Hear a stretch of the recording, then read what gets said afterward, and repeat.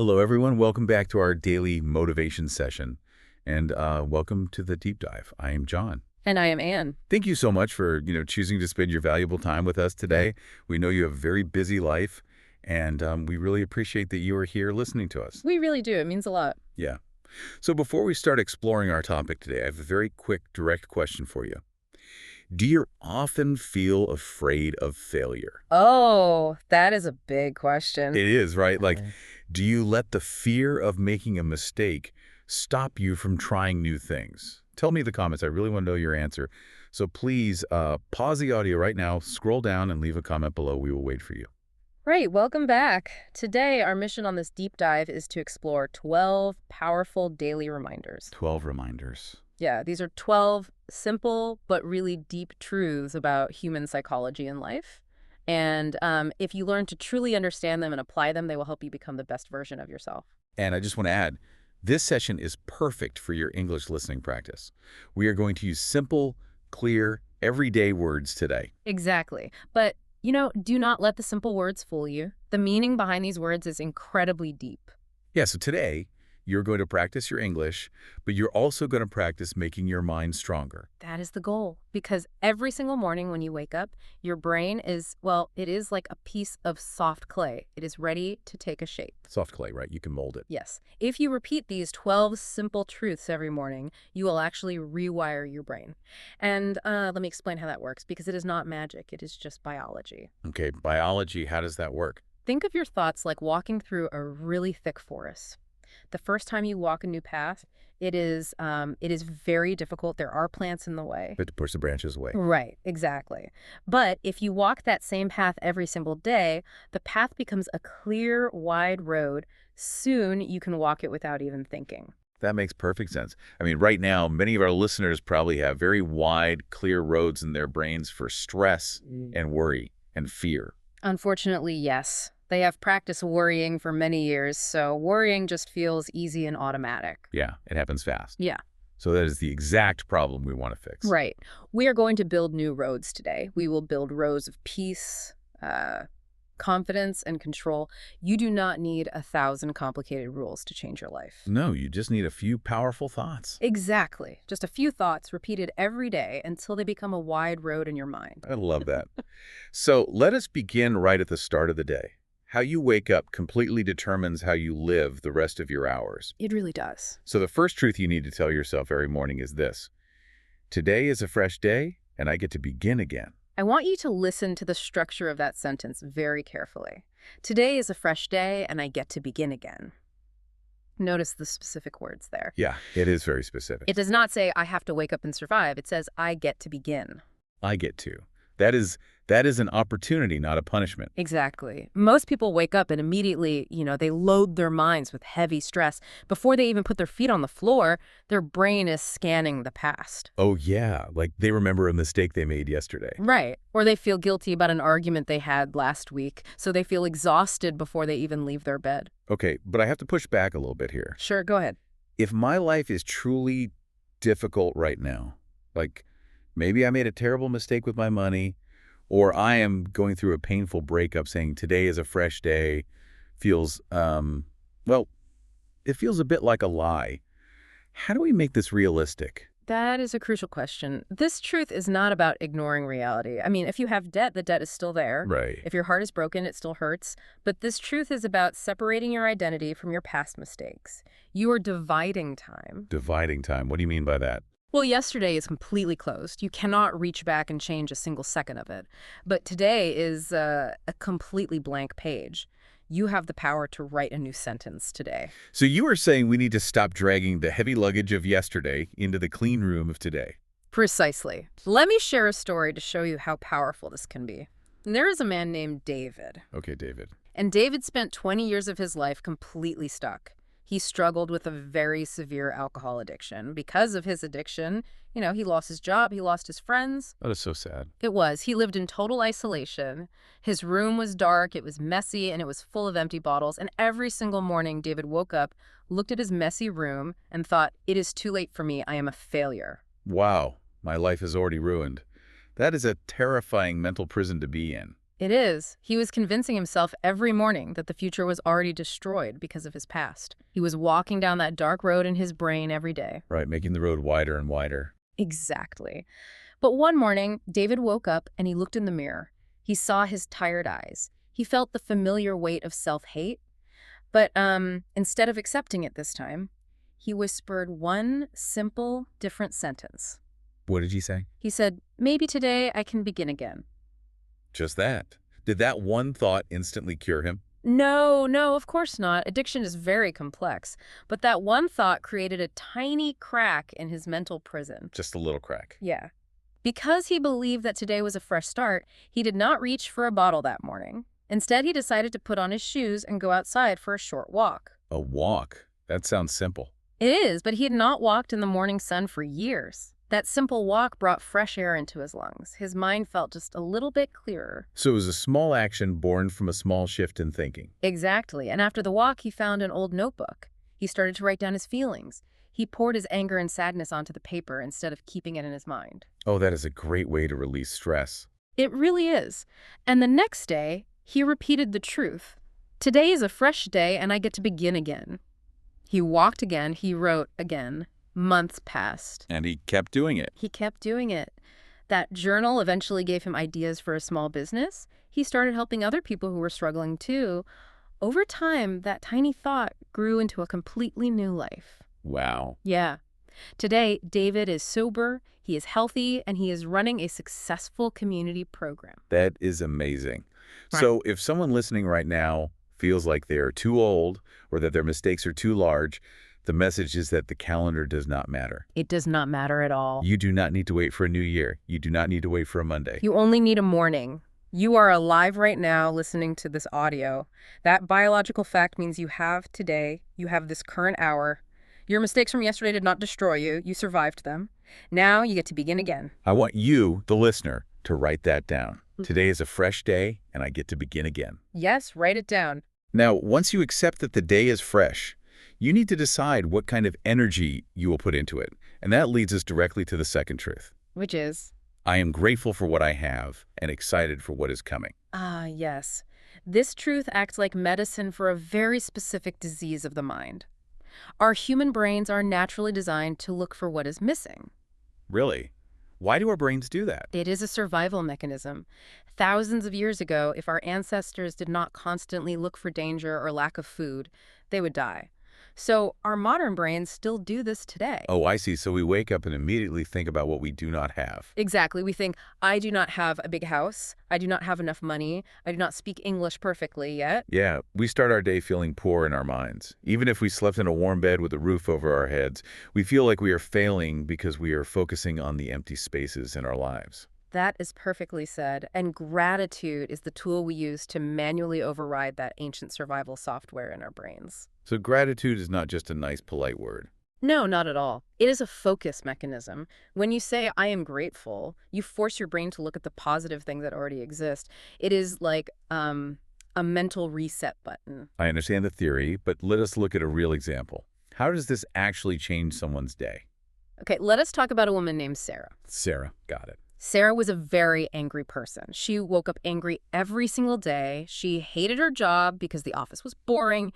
She was angry about her past relationship. She just carried all that anger with her. Yes. She was angry because she wanted to travel the world, but she did not have the money. Her entire morning routine was just complaining. Oh, no. Yeah, she would drink her coffee and just complain to her friends on her phone. Her energy was very heavy and dark. I think we all know someone like Sarah. Honestly, sometimes we are Sarah. The modern world makes it very easy to be angry all the time. It really does. But one afternoon, Sarah met an older, very peaceful mentor. Sarah complained to the mentor about her terrible life, and the mentor just listened, smiled, and gave her a strict 30-day challenge.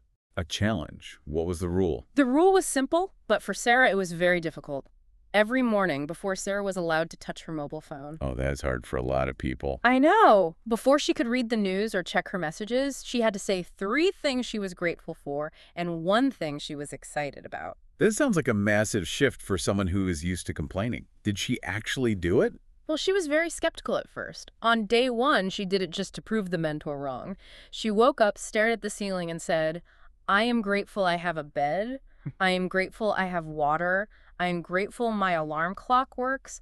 And I am excited to drink my coffee. Very basic, almost sarcastic answer. Very sarcastic. But she did the work. She formed the words. She formed the words, and she kept doing it. She kept doing it. And by day 5, her brain started to change. Because she knew she had to answer the questions every morning, her brain started looking for good things during the day. Oh, that is interesting. Her brain started scanning for the positive.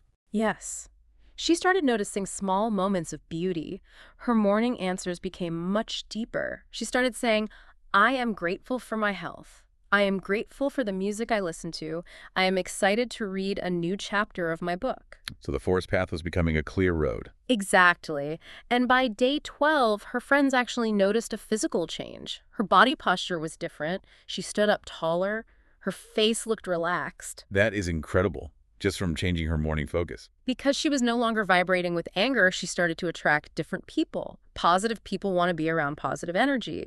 Within a year, Sarah found a new job through a new friend, and her whole life transformed. Wait, so she did not win the lottery? Her circumstances did not magically change overnight? No magic. She simply changed the lens on her camera. She changed her focus. When you combine gratitude with excitement, you create a very powerful chemical reaction in your brain. Gratitude, excitement. Yeah. Gratitude gives you deep peace about your present moment. It tells your brain, I am safe, I have enough. And excitement gives you bright hope for tomorrow. It tells your brain good things are approaching. Peace plus hope equals an unstoppable mind. I love that. Please, try this tomorrow morning. Say, I am grateful for what I have and excited for what is coming. It will change your day. But now, let us be realistic. You start your day fresh. You fill your mind with gratitude, then you open your front door, you step outside, and the world immediately throws stress at you. Oh yes, the real world. The traffic is terrible. Someone is rude to you. Yeah. How do we survive that? This brings us to the third truth. I am in control of my thoughts and emotions. This is a vital truth because it creates a boundary between you and the rest of the world.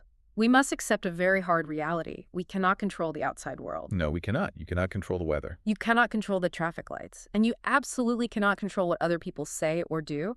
If you try to control the outside world, you will be exhausted and disappointed every single day. But we can control our internal world. We can control our response to the outside events. Let us look at a man named Michael. Let us examine his morning. Michael sleeps through his alarm. He wakes up late and panics. He runs into the kitchen, grabs his coffee pot, and accidentally drops it. Oh no. Hot coffee spills all over the clean kitchen floor, and while he is staring at the mess, his mobile phone rings. It is his boss, sending him 3 very demanding, stressful text messages about a project. The sun has barely come up, and Michael's brain is already screaming with panic. His heart is beating fast. His chest feels tight. Exactly. For the vast majority of people, that specific morning would completely destroy the entire day. They would adopt the identity of a victim. Yeah, they would shout, why does this always happen to me? Today is officially a terrible day. Right, and they would carry that angry, rushed energy to work and probably argue with a coworker. They surrender their power to a puddle of coffee and a mobile phone. But Michael does something different. Yes. Michael has been practicing our third truth. Instead of screaming, Michael stops moving. He closes his eyes. He takes one very slow, deep breath. He speaks out loud to himself in the empty kitchen. What does he say? He says, I am in control of my thoughts and emotions. The spilled coffee is just liquid on the floor. It does not control my mind. My phone is just a piece of plastic. It does not dictate my mood. Wow. So he separates the event from his reaction. The event is bad, but his reaction can be calm. Yes. He grabs a towel. He cleans the floor slowly. He decides to reply to his boss only after he has taken a shower and calmed down. He takes his power back. That is so powerful. Human emotions are exactly like waves in the ocean. Sometimes the waves are small, gentle, and happy. Other times, a massive, terrifying wave of anxiety or anger rises up. And you cannot put your hands out and stop the ocean wave from coming. If you try to fight the wave, it will crash on your head and pull you underwater. You will drown in your own panic. But you can learn to surf. You can ride the wave. You can feel the anger, acknowledge it is there, but choose not to let it steer your actions. I want to add something for our listeners here. Sometimes you will be in a situation where your heart is racing and you absolutely do not feel in control. You feel completely overwhelmed. That happens to all of us. I want you to say the words anyway. Even if your voice shakes, say, I am in control of my thoughts and emotions. Hearing your own physical voice speak those words sends a signal to your nervous system to calm down. Your brain listens to the sound of your own voice. Speak with authority to your own mind. Yes. Now, understanding control naturally flows into our fourth truth, which is a deeper strategy for dealing with daily stress. The fourth truth is, I will focus only on what I can control. I will focus only on what I can control. We waste thousands of hours of our lives worrying about things we have absolutely zero power to change. We really do. I want you to imagine your life is divided into two distinct circles. Picture a small circle drawn on a piece of paper, and then a much larger circle drawn around it. Okay, a small circle inside a large circle. Right. The small circle in the middle is your zone of control. Inside this small circle are the things you actually possess power over.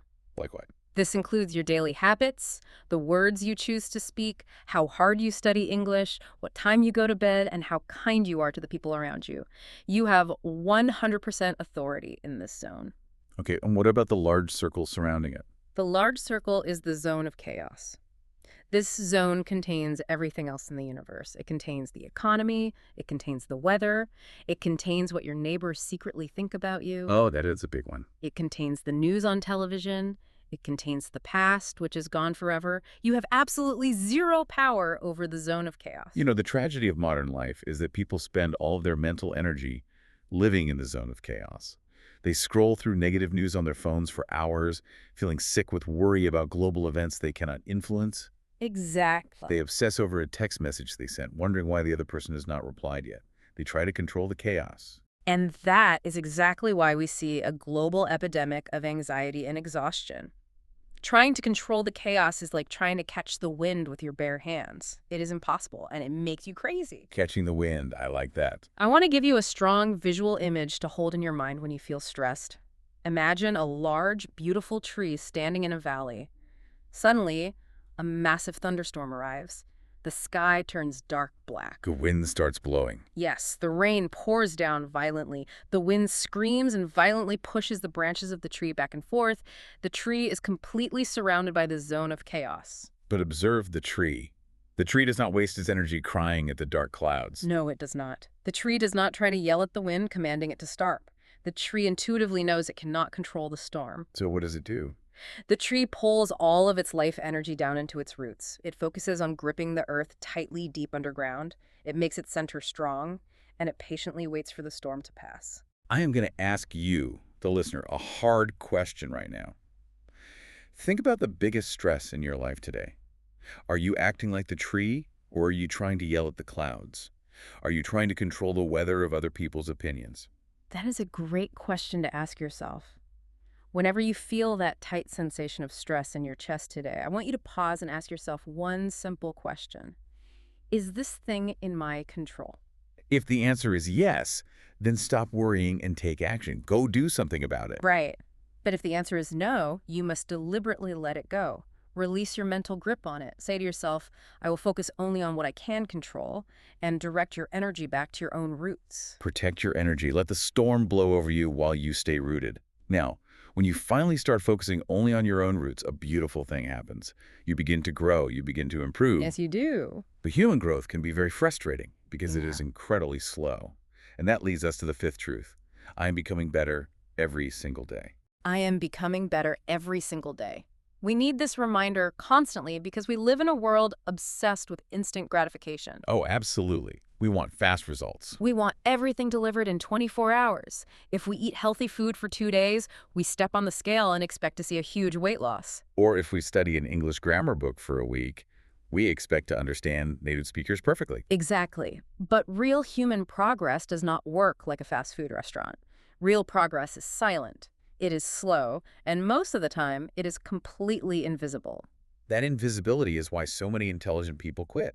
They try hard, they put in the effort, they wake up early, but they look in the mirror and think, nothing is changing. Why am I working so hard? I am still making the same mistakes. It feels like walking in mud. But to understand why you must not quit, we have to look at the analogy of boiling water. Let us say you want to make pasta. Okay, pasta. I am hungry now. You take a large metal pot, fill it with cold water from the sink, and place it on the kitchen stove. You turn the dial, and a hot fire ignites underneath the pot.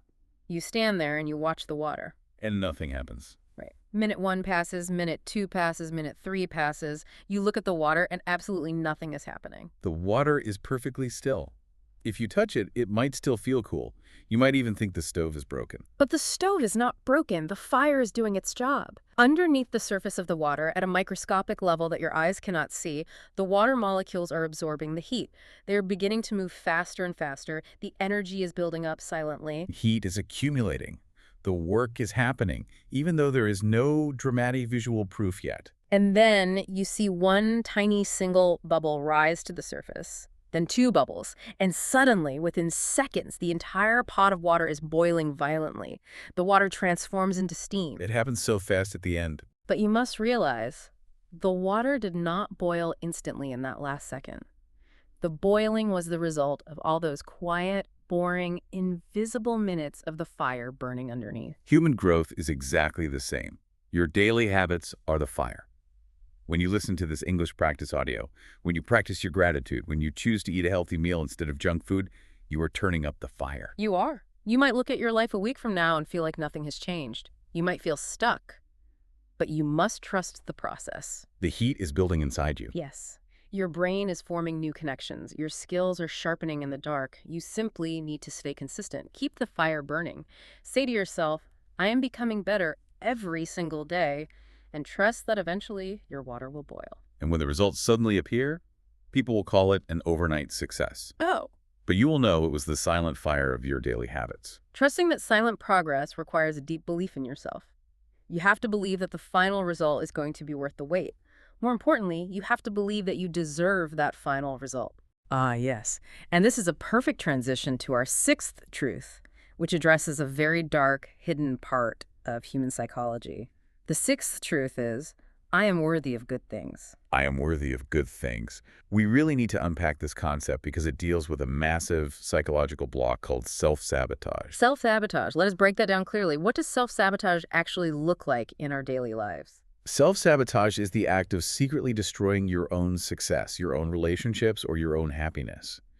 And the tragic part is, people usually do not realize they are doing it. They do it unconsciously. Yes. Deep down inside, buried in their subconscious mind, they hold a toxic belief. They believe, I am not smart enough, or I am too damaged to be loved, or I do not deserve a peaceful life. So their internal belief does not match their external reality. Exactly. When a genuinely good thing finally arrives in their life, their brain panics. Because the good thing contradicts their internal belief of being worthless, they feel profound anxiety. They think, this is too good to be true. I'm going to lose it anyway. It is going to hurt. So to avoid the future pain, they destroy it themselves right now. That is exactly it. How do they destroy it? Can you give an example? Sure. If someone gives them a beautiful, sincere compliment, they immediately argue against it. They say, oh no, I look terrible today, or I just got lucky. Oh, I see people do that all the time. Or if an amazing person wants to date them, they start an unnecessary argument to push the person away. If they are offered a promotion at work, they decline it, claiming they are too busy, but really, they are terrified of failing. They push the good things away so they can stay safe in their familiar, comfortable misery. That is heartbreaking. We shrink ourselves to match our deepest insecurities. We choose familiar sadness over terrifying happiness. To combat this, I want you to visualize the ocean. Picture the massive, deep, endlessly powerful ocean. The ocean never looks around and asks for permission to be huge. No, it just is. The ocean does not apologize for its size. The ocean does not say to the beach, I am so sorry, am I taking up too much space? Let me shrink myself so I do not bother you.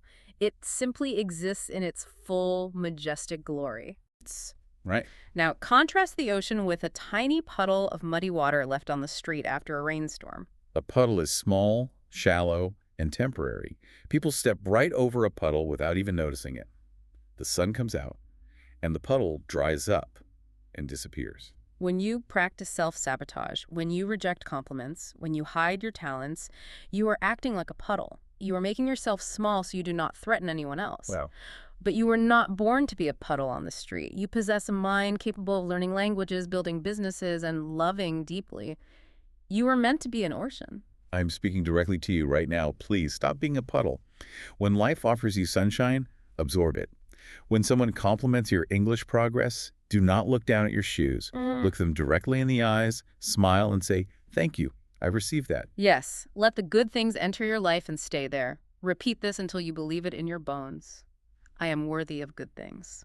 Believing that you are truly worthy of good things will give you a tremendous amount of internal strength. And you're going to need every ounce of that strength because a worthy life requires you to face two giant, terrifying monsters. The two monster. Yes, the fear of the future and the guilt of the past. Let us confront the future first. This brings us to the seventh truth. I will not let fear guide my decisions. Fear is arguably the most powerful emotion we experience. It stops more dreams than lack of money or lack of education ever could. A huge mistake people make is that they wait for a feeling of complete confidence before they try something new. Oh, yes. The waiting game. They sit at home and say, I will apply for that demanding job when I finally feel confident. Or, I will start speaking English with native speakers when my grammar is perfect and I feel brave. That is a psychological trap. That is simply not how the human nervous system operates. Confidence is not a magical pill you swallow before you begin. So confidence does not come first. No, confidence does not come first. Action comes first. Courage comes first. Doing the thing while your hands are shaking is what comes first. Confidence is the reward your brain gives you after you survive the scary experience. We want the prize before we run the race. It does not work that way. Exactly. I want you to visualize a powerful river rushing down a steep mountain. The water is flowing beautifully. Suddenly, a massive, heavy rock falls from the cliff and lands directly in the middle of the river, completely blocking the path. That giant rock represents fear. What is the river's response? Does the water look at the rock, stop flowing, and say, oh no, there is a terrible obstacle here. I am just going to stop and wait until somebody comes and moves this rock for me? Never. The river does not pause for a single second. The water continues to push forward, it meets the rock, and it immediately begins searching for a way around it. It flows to the left, it flows to the right, it washes over the top. Over decades, the constant pressure of the water will even carve a hole directly through the solid stone. The river alters its shape, but it never ever stops moving forward. You must embody the energy of the river. Do not let the giant rock of fear freeze your life. Do not sit on the couch waiting for the fear to naturally evaporate. It will not. The fear will only grow larger if you stare at it. Ask yourself right now, what is one tiny uncomfortable step you can take today? Send that professional email, even if your heart is pounding. Speak a sentence in English at the store, even if you know you might use the wrong verb tense. Embrace the mistake. Take action. Flow around the rock. Look in the mirror and declare, I will not let fear guide my decisions. That truth equips you to handle the terrifying future. But what about the shadow of the past? This is where an enormous number of people are permanently stuck. They are hostages to their own history. Exactly. Our eighth truth is a profound psychological release. I forgive myself for my past mistakes. This truth carries so much emotional weight. Have you ever noticed how many people walk through life looking deeply exhausted? Oh, yes. You can see it in their eyes. They are not tired because they ran a marathon or worked a 12-hour shift. Their bodies are rested, but their souls are exhausted because their minds are carrying a crushing weight. They are dragging old regrets with them every single day. They remember a foolish comment they made 5 years ago, or a relationship they ruined, and they still punish themselves for it today. To truly grasp the agony of this, let us imagine a traveler. Picture a person walking across a vast, scorching, hot desert. The sun is beating down on them. They are sweating, their muscles are screaming in pain, and they're struggling to take even one more step. Why are they in so much pain? Because strapped to their back is a massive canvas backpack, and it is filled to the top with heavy, solid rocks. A backpack full of rocks in a desert? That sounds like torture. It is self-imposed torture. Each one of those rocks represents a past mistake. One jagged rock is a terrible financial decision from 3 years ago. Another heavy rock is a harsh word spoken to a parent in anger. Another rock is an exam they failed because they were lazy. They carry this heavy bag of guilt, shame, and regret everywhere they go. When they try to sleep, the rocks are there. When they try to work, the rocks drag them down. Every step of their journey is painful. That physical image perfectly describes what we do inside our minds. Why do we act as our own torturers? I ask you listening to this, why do you insist on punishing yourself forever? That is a powerful question. In a court of law, if you commit a crime, you serve your sentence once, and then you are free. But in the court of your own mind, you force yourself to serve the sentence 10,000 times. That is profoundly true. We must acknowledge reality. The past is real. You cannot invent a time machine and erase what happened. The poor choices you made caused real consequences. Right. However, you were born onto this earth to learn, evolve, and grow. You were not born to serve as your own permanent jailer. Living in a prison constructed entirely out of your own memories serves absolutely no purpose. So what is the solution for the exhausted traveler in the desert? The traveler must make a conscious decision to stop walking. They must stand still, unbuckle the heavy backpack, and let it fall to the desert sand. Just drop it. Then they must open the bag, reach inside, and take out the heavy rocks one by one. They hold the rock up to the light, they look squarely at the old mistake, and they say out loud, "I acknowledge you. I have learned the painful lesson you taught me, but I refuse to carry you on my back for another mile," and they drop the rock into the sand and leave it behind. If we drop the rock, do we lose the lesson? Absolutely not. The lesson is absorbed into your brain. The wisdom stays with you. You are simply dropping the pain and the shame. Imagine how incredibly light and free that traveler feels when the backpack is finally empty. They can stand up straight, they can run, they can breathe deeply. I invite you to empty your backpack today. Say with genuine feeling, "I forgive myself for my past mistakes. It is time to walk lighter." Once you finally drop those heavy rocks of past guilt, you will experience a profound, unfamiliar feeling of peace. The mental noise will stop. But listen to me very carefully. Finding peace is only the first step of the battle. The second, much harder step is that you must actively fight to protect that peace. Yes, you have to protect it. This brings us to truth number 9. I will protect my peace and energy. This specific reminder is more critical in our modern age than at any other point in human history. The world we live in today is aggressively, relentlessly noisy. The internet is a machine designed to generate outrage.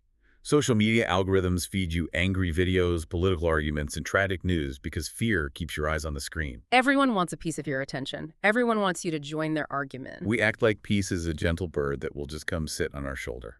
Peace is not given to you by the world. You have to build a fortress around it. Let me offer you a visual metaphor for this. Imagine a stunning, ancient temple situated high up on the peak of a silent mountain. A temple on a mountain. Inside this temple, the floor is perfectly swept. The air is cool, completely silent, and smells faintly of sweet incense. It is a sacred place of absolute rest and reflection. That imagery immediately lowers my heart rate. It sounds like a true sanctuary. Now imagine if the monks who live there decided to leave the heavy wooden doors of the temple wide open to the public. Imagine hundreds of loud, angry people from the city walking in. Oh no. They are wearing muddy boots, they are shouting at each other across the room, they are trying to sell cheap plastic toys, they are throwing garbage onto the clean floor. Within 10 minutes, the beautiful, quiet temple has been transformed into a chaotic, dirty market. The peace is totally, completely destroyed. The lesson here is deeply personal. You are that temple. Your mind, your consciousness is the temple. If you wake up and the first thing you do is read angry comments from strangers on the internet, you are opening the doors and letting people with muddy boots stomp all over your clean mind. Exactly. If you engage in toxic gossip with a coworker, you are turning your sanctuary into a loud market. You must assign yourself as the strict guard standing at the heavy doors of your own temple. You must set aggressive boundaries. Do not argue with faceless noise online. It is a profound waste of your limited daily energy. Do not let your mobile phone dictate your emotional state. If a television program makes you feel anxious, turn it off. If a conversation with a friend is turning dark and toxic, politely but firmly, walk away. Keep the massive doors to your temple closed to chaos. Guard your energy like it is gold. Say to yourself daily, "I will protect my peace and energy." While you are sitting safely inside the quiet of your protected temple, you have the mental space to reflect on your journey. That reflection leads us directly to the 10th truth. I am proud of how far I have come. I am proud of how far I have come. This truth is fundamentally about self-respect and managing the gap between where you are and where you want to be. As ambitious human beings, our eyes are naturally locked on the horizon. We're always staring at the finish line. And because we have not crossed the finish line yet, we feel a sense of failure. We obsess over the English vocabulary words we still do not know, the money we have not made, or the house we have not bought. We focus entirely on the deficit. This causes a tragic psychological state of self-rejection. We reject our own current value. It is the curse of ambition. We never let ourselves celebrate because the goalpost keeps moving further away. To cure this feeling, imagine you are a mountain climber. You are hiking on a very steep, dangerous mountain path. Your goal is the absolute peak. You walk upward for hours. Your legs are burning. You are sweating and exhausted. You look up to see how much further you have to go, but the top of the mountain is completely obscured by thick, gray fog. You cannot even see the peak. You suddenly feel incredibly small and discouraged. You think, I am nowhere near the top. I have accomplished nothing.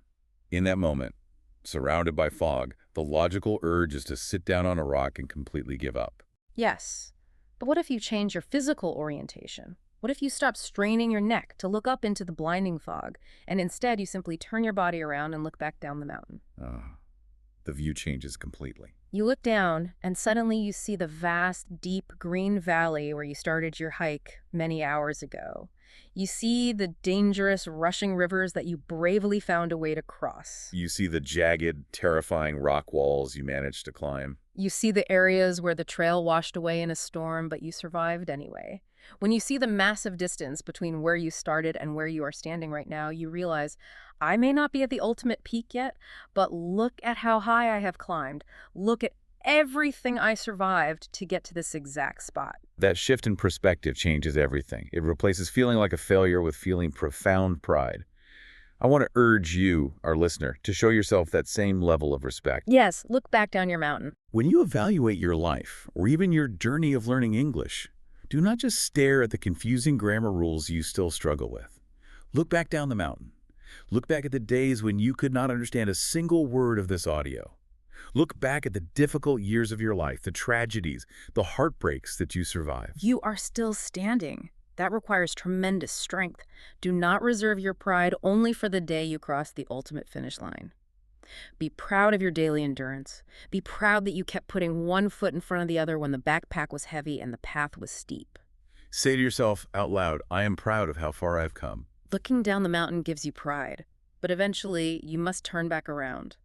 Looking forward into the fog requires a different tool. It requires deep, unbreakable trust. Trust in the journey and trust to the universe. Our 11th truth helps us navigate the fog. It is, everything happens for a reason, even if I do not see it yet. This is a truth designed specifically for your darkest, most difficult days. Let us be honest. Sometimes, life delivers terrible pain. A long-term relationship shatters. We fail a university exam we studied months for. We are fired from a job we desperately need. In those immediate moments of shock and pain, it is a universal human reaction to look up at the sky and cry out, why is life punishing me? What did I do wrong to deserve this terrible luck? When you are inside the pain, it absolutely feels like a targeted punishment. It feels malicious and completely unfair. But what if we change the narrative? What if life is not punishing you at all? What if life is preparing you? Preparing you. I can hear our listeners pushing back on this.